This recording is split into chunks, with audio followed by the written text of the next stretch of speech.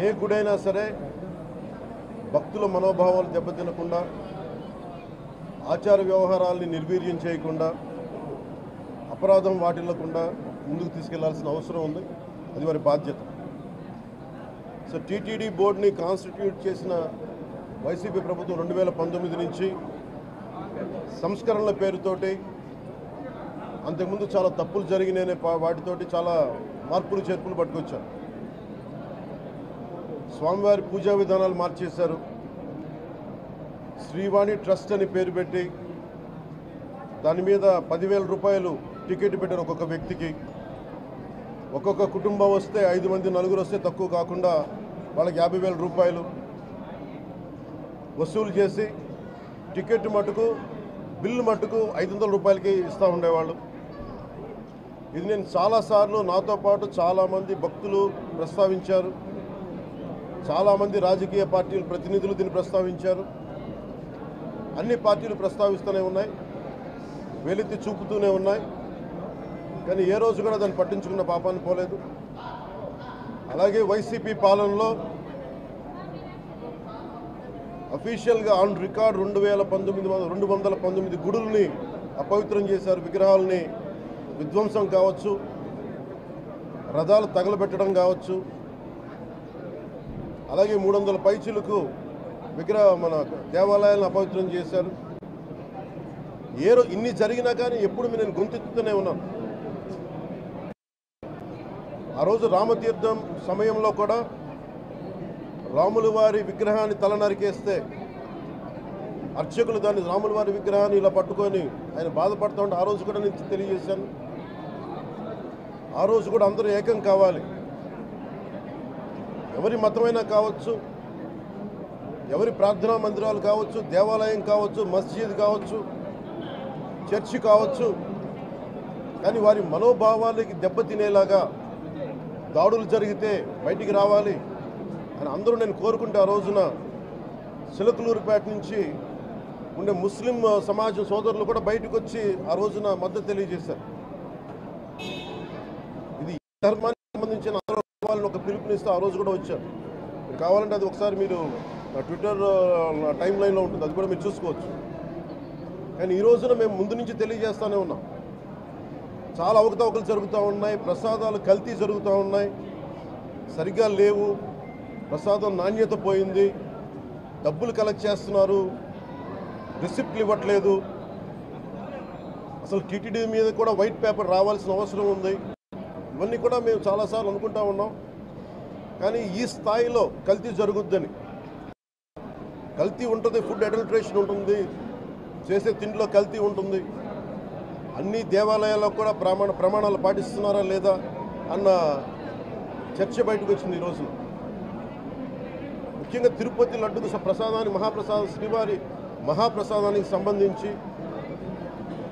ఇది మీకు ప్రత్యేకించి నేను చదివి వినిపిస్తాను మీకు.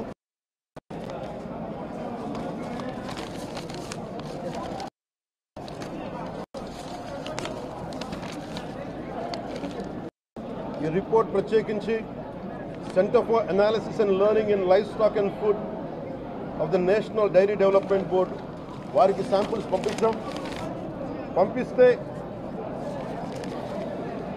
ఇది స్టాండర్డ్ వాల్యూ లిమిట్స్ ఎలా ఉండాలి అని వాళ్ళు చెప్పారు. ఏం చెప్పారంటే pure milk fat shall have a reading between 95.68 to 104.32, but all the ghee samples had values around 20, which means the ghee is highly adulterated. దాని సబ్సిక్వెంట్ టేబుల్లో సహజంగా నెయ్యిలో కల్తీ వ్యాపారులు కల్తీ చేసేది ప్లాంట్ బేస్డ్ కల్తీ జరుగుతూ ఉంటుంది. అదే తప్పు. అలాంటిది దీంట్లో ప్రత్యేకించి తెలియజేసింది సోయాబీన్ ఉంది, sunflower, olive oil, rape seed, linseed, wheat germ, maize germ, cotton seed, coconut palm ఆయిల్తో పాటు fish oil, beef టాలో, lot. Fish oil మీకు తెలిసిందే, చేప నుంచి ఎక్స్ట్రాక్ట్ చేసిన నూనె. శతాబ్దాలుగా పోరాటం చేస్తున్నారు రామజన్మ అయోధ్య రామ మందిరం కోసం. దానికి కూడా వీళ్ళు 1,00,000 లడ్డూస్, 1,00,000 లడ్లు ఇలా పిగ్ ఫ్యాట్ తోటి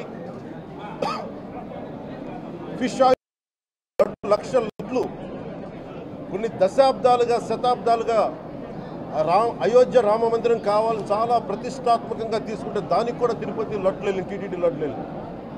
ఇది దేశం అంతా దీన్ని కదిలిపోయింది. ఈ రోజున ఇలాంటి అపవిత్రం జరిగింది. దీని గురించి ప్రస్తావిస్తే రిపోర్ట్లు బయటకు వస్తాయి. వైసీపీ నాయకత్వం కానీ రాజకీయ చేస్తారని మాట మాట్లాడుతూ ఉన్నారు. వైసీపీ నాయకులకి కానీ వారి మద్దతుదారులు కానీ నేను మనస్ఫూర్తిగా మీకు తెలియజేస్తున్నా, రామతీర్థం గొడవప్పుడు 219 గుడుల్ని మీరు అపవిత్రం చేసినప్పుడు మీ పాలనలో ఒక సగటు హిందువుగా నేను గొంతెత్తి పోరాటం చేయాలి అంటే రోడ్ల మీదకి ఆ రోజే వచ్చామని గుర్తుపెట్టుకోండి. ఆ రోజు కూడా రామతీర్థం రాముల వారి విగ్రహాన్ని మీరు అర్చకులు చేసినప్పుడు ఉంది, కానీ ఆ రోజు కూడా దాన్ని రాజకీయ పరంగా మేము తీసుకెళ్ళా. దోషులకి శిక్ష పడాలి, వీళ్ళెవరో కనుక్కోండి. ఈ రోజు వరకు మీరు పట్టించుకోవాలా.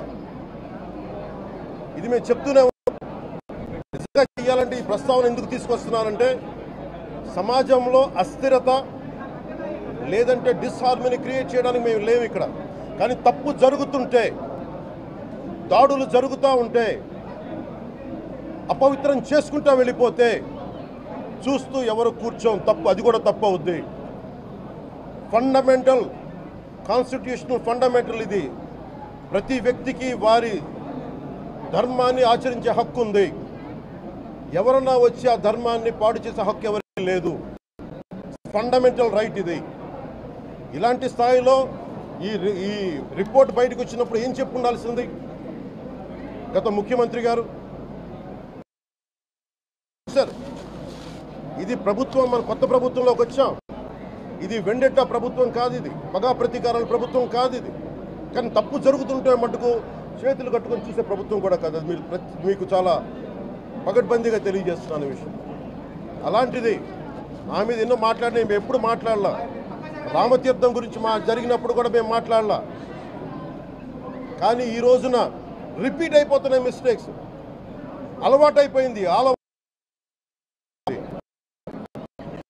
ఇప్పుడే ఫుల్ స్టాప్ టు దిస్. దీంట్లో ఒకరు నిందించట్లా. టీటీడీ బోర్డు ఉంది, వైసీపీ కాన్స్టిట్యూట్ చేసిన టీటీడీ బోర్డు ఉంది. వైవి సుబ్బారెడ్డి గారు ఉన్నారు టీటీడీ చైర్మన్గా.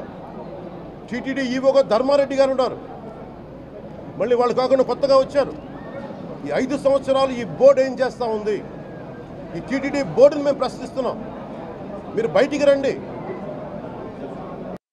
ఏం చేసి ఉండాల్సింది? వచ్చినప్పుడు మీరు పంపించండి ల్యాబ్స్కి.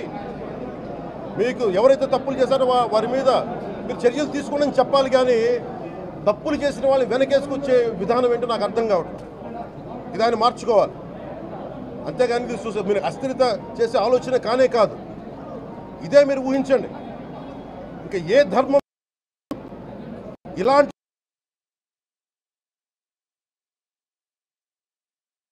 మీద జరిగిన దేశం అల్లకల్లోలం చేసేస్తారు. ప్రపంచం అంతా మాట్లాడతారు. గ్లోబల్ న్యూస్ అయిపోద్ది. కానీ దేశంలో కోట్లాది మంది హిందువులు అపవిత్రమైతే, ఈ ప్రసాదం అపవిత్రమైతే ఒక్కరు కూడా మాట్లాడకూడదు.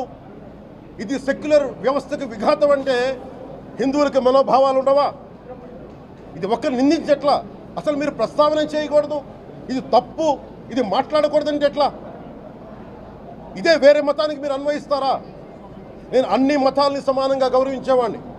ఇస్లాంని గౌరవించేవాడిని, క్రిస్టియానిటీని గౌరవించేవాళ్ళం మేమందరం. సనాతన ధర్మం అని మొత్తుకుంటున్నాం. దేనికి సనాతన ధర్మం అంటే? సనాతన ధర్మానికి ఒకరు ప్రారంభించింది కాదు. ఇది ఒక వ్యక్తో ఒక కూర్చోబెట్టి ఒకరు స్టార్ట్ చేసింది కాదు. ఇది కొన్ని వేలాది సంవత్సరాలుగా అన్ని మతాలని, అన్ని విశ్వాసాలని అలింగనం చేసుకున్న నేల ఇది. అలా దగ్గర తీసుకున్న ఈ నేల మీద ఇలాంటి అపవిత్రం జరిగితే, రిపీటెడ్గా జరిగితే, ఒకసారి కాదు, 2 సార్లు కాదు, రిపీటెడ్గా జరిగితే ఇప్పుడు కూడా మాట్లాడకూడదంటే అది తప్పు చేసిన వాళ్ళం అవుతాం. టీటీడీ బోర్డు, అప్పుడు టీటీడీ బోర్డు బాధ్యత తీసుకోవాలి. పొలిటికల్గా వచ్చి అలంకారప్రాయంగా ఒక్కొక్కళ్ళు వచ్చేసి దర్శనాలకి టికెట్లు ఇవ్వడానికి మీరు బోర్డు మెంబర్స్ అవ్వలేదు. మీరు ఎవరు చైర్మన్ కానీ ఈవో కానీ. మీరు అక్కడ ధర్మాన్ని పరిరక్షించాలి. మీరు అక్కడ మీ ఇష్టాలకి మీరు కూర్చోబెట్టి మీ ఇష్టాలకి కాంట్రాక్ట్లు ఇచ్చుకోవడానికి మీరు టీటీడీ బోర్డుకి మీరు వెళ్ళలేదు. మీరందరూ, మీ అందరికీ బాధ్యత ఉంది.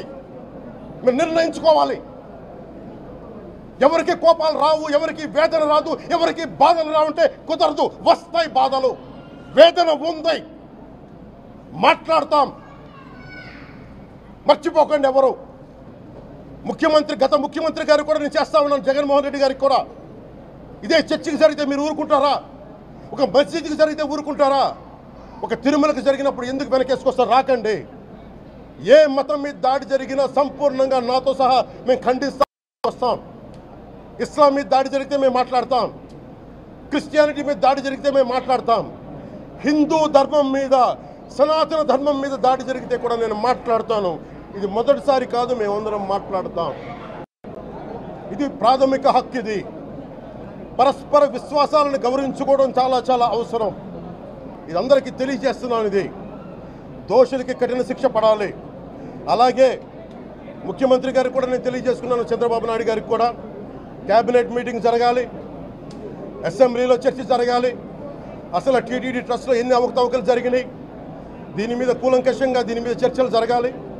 అలాగే నిన్న అందరూ మీడియా పెద్దలు కూడా అడుగుతూ ఉన్నారు, అధిపతులు, పత్రికాధిపతులు కూడా అడుగుతూ ఉన్నారు, మీడియా వారు కూడా అడుగుతున్నారు, దీన్ని సిబిఐకి తీసుకెళ్లాలా లేదా అనేది.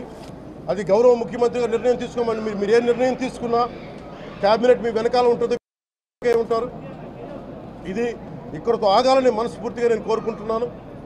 అలాగే 40 సంవత్సరాలుగా కర్ణాటకలోని గీ కంపెనీకి ఇస్తూ ఉన్నారు.